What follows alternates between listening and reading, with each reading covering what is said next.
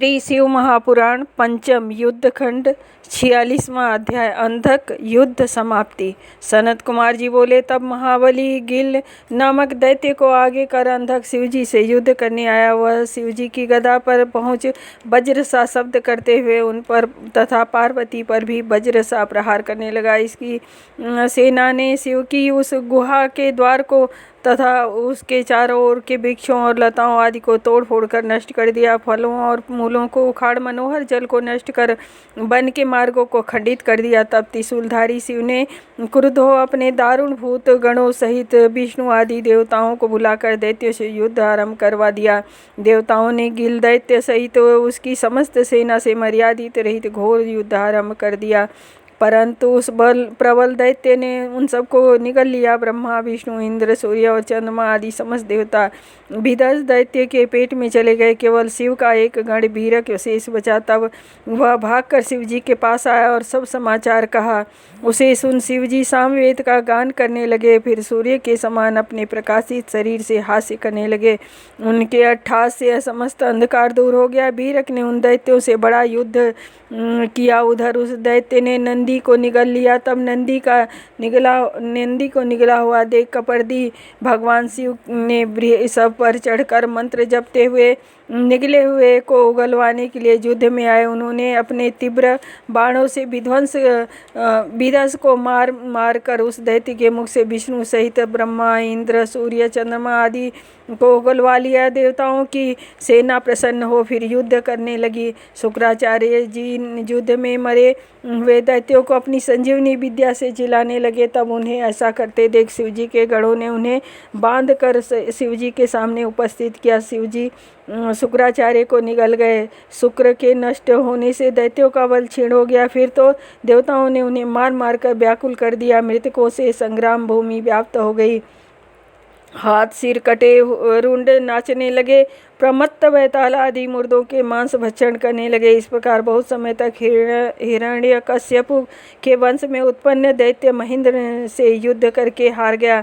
देवताओं ने क्रोध कर दैत्यों का नाश कर दिया। हरि ने अपनी प्रचंड गदा घात से दैत्यों का मदचूर्ण कर दिया, परंतु अब तक भी दैत्यों का प्रधान अंधक युद्ध में डटा रहा। इंद्र ललकार कर उसे मारने लगे। वह भी अपने पहने बाण मार मार कर गिरजा और रुद्र को पीड़ा देने लगा। सैकड़ों मायाओं के कपट युद्ध करने लगा। देवताओं से अवध्य होने से अब उसने शिवजी को अपनी माया से जीतना चाहा। अंधक समस्त युद्ध भूमि में व्याप्त हो घोर युद्ध करने लगा, परंतु शिवजी ने अपने त्रिशूल से उस दैत्य को मारकर बहुत से प्रकार के छेद डाला।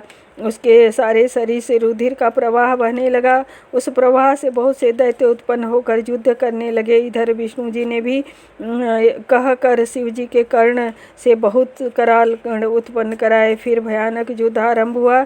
देवताओं ने वंदना कर भूख से व्याकुल चंडिका देवी को प्रसन्न कर दिया। वह व्याकुल हृदया देवी दैत्यों के शरीर से निकले हुए रक्त को पान करने लगी। युद्ध भूमि मांस की कीच उत्पन्न हो गई। तब अपने कुल का सनातन छात्र धर्म स्मरण कर वह दैत्य शिवजी पर पुनः घोर बाण बरसाने लगा। शिवजी त्रिशूल उठा उसका हृदय छेदते हुए उसे ऊपर उठा लिया। यह होते ही युद्ध शांत हो गया। सूर्य के प्रचंड किरणों ने उसकी काया जला दी। उसका शरीर जर्जर हो गया। ऊपर से मेघों ने जल बरसा कर उसे और भी पीड़ित कर दिया। एक ओर से हिमखंड उसे अलग ही विदीर्ण करने लगा, फिर भी उस दैतेंद्र के प्राण नहीं निकले। तब वह करुणा सागर परम दयालु शिवजी की स्तुति करने लगा। शिवजी ने प्रसन्न हो उसे गणपत्य पद दिया और युद्ध समाप्त हो गया। हरि आदि देवता अपने स्थान को चले गए। चारों ओर से शिवजी के जय जय शब्द होने लगा। देव पूजित भगवान शिव पार्वती को अपने साथ ले प्रसन्न हो पुनः अपनी गुफा में चले गए। वहाँ उन्होंने अपना अंश स्थापित कर परम प्रसन्नता प्राप्त की। इति श्री शिव महापुराण पंचम युद्ध खंड का 46वां अध्याय समाप्त। 47वां अध्याय शिवजी का शुक्राचार्य को निगल जाना। व्यास जी बोले, हे मुनीश्वर, अब आप मुझे यह बतलाइए कि शिवजी के उदर में स्थित महायोगी शुक्राचार्य ने क्या किया। शिवजी ने उन्हें भस्म क्यों नहीं कर दिया, या वे अपने तेज से यूं ही बच गए। फिर वह शिवजी के उदर से कैसे निकले और उन्होंने मृत्यु को शांत करने वाली उस परम विद्या को कैसे प्राप्त किया, तथा वह कौन सी विद्या है जिससे मृत्यु का निवारण हो जाता है? शिव जी के त्रिशूल से नष्ट होकर भी अंधक दैत्य ने गणपति की पदवी कैसे प्राप्त की? कृपा कर शिव जी की लीला रूप अमृतमय इन सब कथाओं को मुझे सुनाइए। ब्रह्मा जी बोले। अमित तेजस्वी व्यास जी के ऐसा पूछने पर शिव जी के चरणों का स्मरण करते हुए सनत कुमार जी कहने लगे। सनत कुमार जी बोले, हे व्यास जी, यह तो शिव जी का ही प्रभाव था जो अत्यंत बलशाली दैत्यों के आगे देवताओं की विजय हुई, अन्यथा अंधक कोई साधारण दैत्य नहीं था। जब वो उस प्रकार शिव जी से हारने लगा तब भागकर शुक्राचार्य की शरण में गया और अपनी गुरु वंदना द्वारा उन्हें प्रसन्न कर दैत्यों के सर्वतोभावेन रक्षा के लिए बुला लाया। शुक्राचार्य ने आकर देश का स्मरण कर मरे हुए दैत्यों का पर विद्या का प्रयोग किया। उसकी आवृत्ति करते ही दैत्य दानव अस्त्र शस्त्र ले सोते हुए की भांति एक साथ उठकर खड़े हो गए। दैत्य सेना में जान आ गई। वे शिव के नंदी आदि गणों से भीषण युद्ध करने लगे। यह देख शिव जी के गण थर्रा उठे और नंदी ने आकर शुक्र के आगमन और उनकी विद्या के प्रयोग को शिव जी से कहकर अपनी व्याकुलता प्रकट की। उसे सुन शिव जी हंसने लगे और पुनः नंदी से कहा, घबराओ नहीं, मेरी आज्ञा है कि तुम अभी जाकर शुक्राचार्य को वैसे ही झपट कर शीघ्र ही मेरे पास पकड़ लाओ जैसे बाज लवा पक्षी को पकड़ लाता है। फिर तो नंदीश्वर सिंह के समान शब्द करता हुआ शीघ्र ही दैत्य सेना पर टूट पड़ा और जहाँ दैत्यों से रक्षित शुक्राचार्य खड़े थे उनके मध्य में उनको ऐसे ही पकड़ लाया जैसे सिंह का बालक हाथी को पकड़ता है। इसी प्रकार नंदी ने शुक्राचार्य का हरण किया। वस्त्रों, अस्त्रों और आभूषणों से रहित शुक्र को दैत्य ने नंदी से छुड़ाने की चेष्टा की, किंतु वे न छुड़ा सके। गणेश्वर नंदी अपने मुख की अग्नि से दैत्यों के सैकड़ों अस्त्रों को जला शत्रु पक्ष की व्याकुलता करते हुए शिव जी के समीप लाया।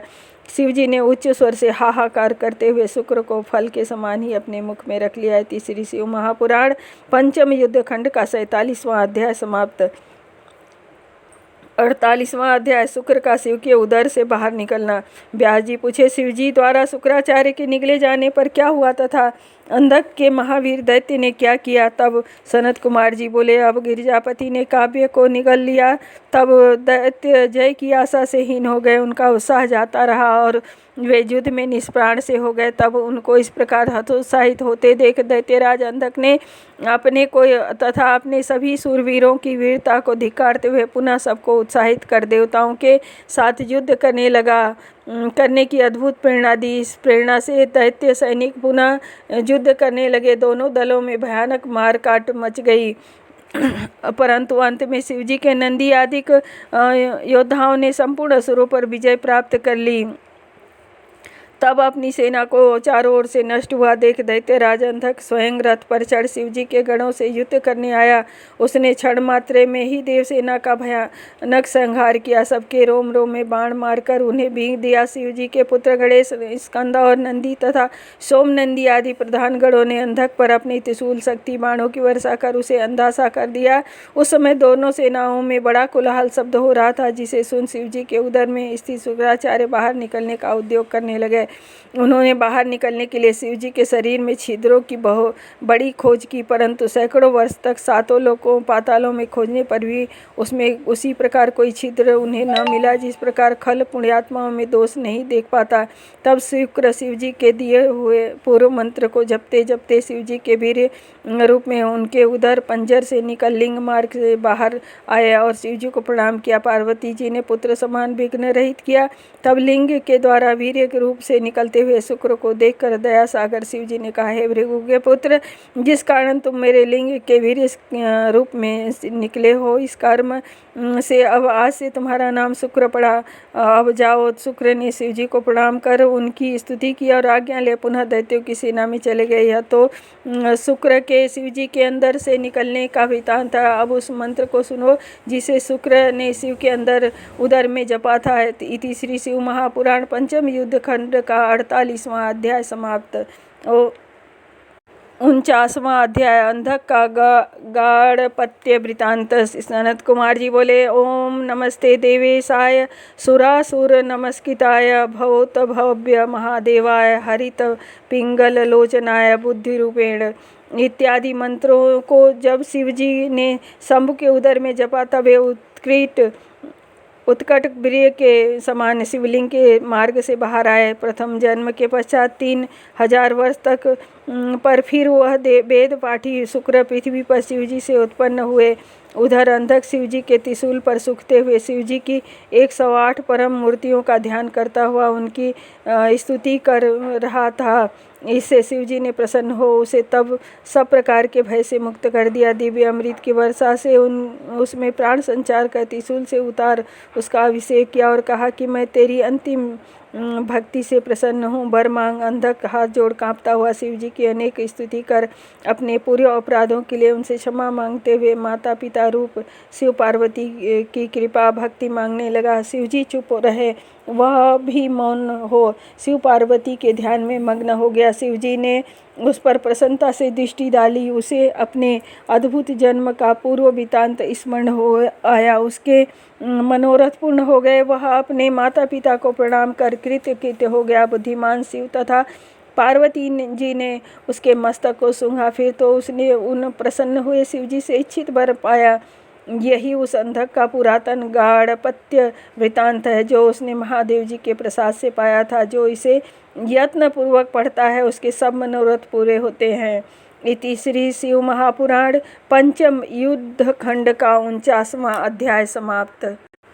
50वां अध्याय शिवजी द्वारा शुक्र को मृत संजीवनी विद्या की प्राप्ति का वर्णन। सनत कुमार जी बोले, हे व्यास जी, अब शुक्र मुनि ने मृत्यु संजीवनी विद्या कैसे प्राप्त की थी यह वृत्तांत सुनो। पहले भार्गव शुक्राचार्य वाराणसी नामक नगरी में जाकर प्रभु विश्वनाथ का ध्यान करते हुए बहुत समय तक तप करने लगे। वहाँ उन्होंने शिव का ज्योतिर्लिंग स्थापित कर उनके आगे सुंदर एक रमणीक कूप खुदवाया और एक दौड़ अर्थात 32 सेर पंचामृत से शिवजी को लाख बार स्नान कराकर सुगंधित द्रव्यों से स्नान कराया। इस प्रकार अनेक मनोहर पत्रों तथा सुंदर कमलों से उन्होंने सावधान चित्त हो शिवजी की पूजा की। फिर नित्य गीतोपहार तथा स्तुति पूर्वक शिव सहस्त्र नाम तथा और भी स्तोत्रों से शिवजी को संतुष्ट किया। इसी प्रकार शुक्र जी 5000 वर्ष तक अनेकों प्रकार से शिवजी की पूजा करते रहे, परंतु जब इतने पर भी शिवजी ने उन्हें कुछ वर न दिया तो शुक्र ने अत्यंत ही कठिन